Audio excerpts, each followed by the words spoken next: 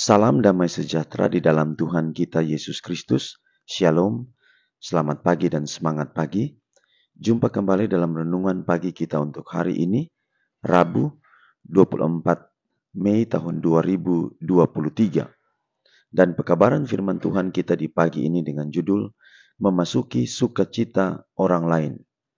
Dan ayat firman Tuhan Lukas 15 ayat 24. Tetapi sebelumnya mari kita berdoa.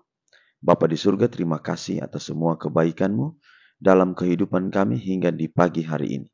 Kami akan dengarkan pekabaran firman Tuhan, biarlah firman-Mu boleh menjadi berkat dalam kehidupan kami. Terpujilah nama Tuhan, dalam nama Yesus kami telah berdoa. Amin. Sekali lagi renungan pagi kita di pagi ini dengan judul Memasuki Sukacita Orang Lain. Dan ayat firman Tuhan Lukas 15 ayat 24. Sebab anakku ini telah mati dan menjadi hidup kembali. Ia telah hilang dan didapat kembali. Maka mulailah mereka bersukaria. Dalam masa keremajaannya yang penuh kegelisahan, anak yang terhilang itu memandang ayahnya sebagai orang yang keras dan kejam. Betapa berbedanya pikirannya tentang dia sekarang. Oleh sebab itu, orang yang telah ditipu oleh setan menganggap Allah kejam dan tegas. Mereka menganggap dia sebagai Tuhan yang siap menolak dan menghakimkan, tidak rela menerima orang yang berdosa selama ada dalih yang sah untuk tidak menolongnya.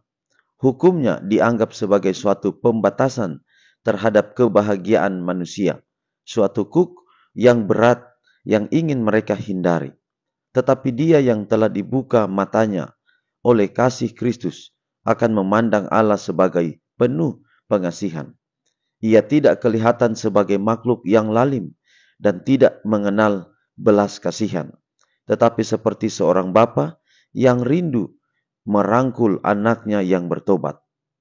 Orang berdosa itu akan berseru bersama pengarang Mazmur, seperti bapa sayang kepada anaknya, demikian Tuhan sayang kepada orang-orang yang takut akan Dia.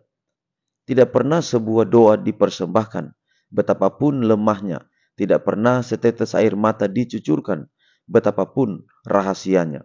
Tidak pernah suatu kerinduan yang ikhlas kepada Allah didambakan, betapapun lemahnya. Meskipun begitu roh Allah akan pergi menjemputnya. Bahkan sebelum doa itu dipersembahkan, atau keinginan hati itu diberitakan, rahmat dari Kristus keluar untuk memenuhi rahmat yang bekerja di atas jiwa manusia. Bangkitlah dan pergi kepada Bapamu. Ia akan menjemput engkau dari jauh. Ia akan membawa engkau ke dalam rumah pestanya, dan panjinya di atasmu adalah kasih.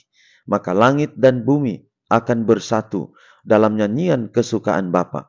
Sebab anakku ini telah mati dan menjadi hidup kembali. Ia telah hilang dan didapat kembali. Jadi betapa besar kasih Allah akan dunia ini. Seperti yang dikatakan dalam Yohanes 3 ayat 16. Bahwa dia sangat mengasihi umat manusia. Dalam gambaran Lukas pasal 15 tentang cerita anak yang hilang. Di sana dinyatakan bahwa betapa Allah itu sangat mengasihi. Kelihatannya Allah itu kejam dan tegas. Sama seperti yang dilihat anak bungsu kepada ayahnya.